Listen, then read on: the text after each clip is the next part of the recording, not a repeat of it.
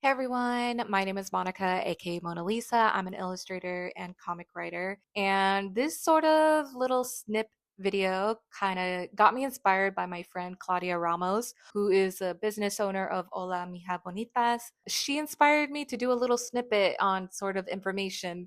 And I kind of wanted to go over some quick tips on if you want to make that transition or if you're new on wanting to be a freelancer. I am coming this from a perspective of somebody who worked in house and transitioned into full time freelance. Your girl loves money and she does not like being messed around with money. I don't like getting paid late. I don't like getting underpaid, and you shouldn't either. Make sure you establish a good foundation in terms of what the budget is. Let's say you have a client that has wants you to do concept art and it's one character in color. Establish how much that character is going to cost you to make, and then also how many revisions. Me personally, I only include two revisions, one in black and white and one in color stage. I don't like going over it. If it's very, very minute, like literally change the color of the hair or change this little bag to be green instead of purple, I will do it. In addition, notify your client that any additional changes will be this X amount of money. On top of that,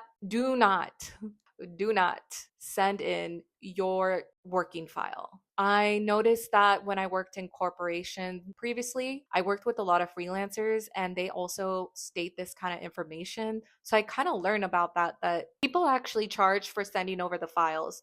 Charge however you want, but make sure that you notify to them that you will not send in the working file. If a client is looking something to be done the next day or something major that is done way too short of a timeline, you need to charge rush fees. It's so important. They're obviously reaching out to you because you're a freelancer and they don't have the resources to do it in house, versus you each day, you have 24 hours and they want something that can be done by then. Charge that rush fee. Whatever you want it to be, charge it, but don't undervalue yourself. This conversation started with my friend Claudia, and some of the things she didn't know, she was like, you should tell people about it. So I kind of wanted to make this little semi short video on making sure that you get your money and you charge people, because in this economy, gas is going higher, food's going higher, so everything got to go higher. Maybe I'll do more of these kind of series where I talk short tip advice of freelance. So if you have any questions, please write them down below. I really love answering some of these questions. I will try to do my best, but this is just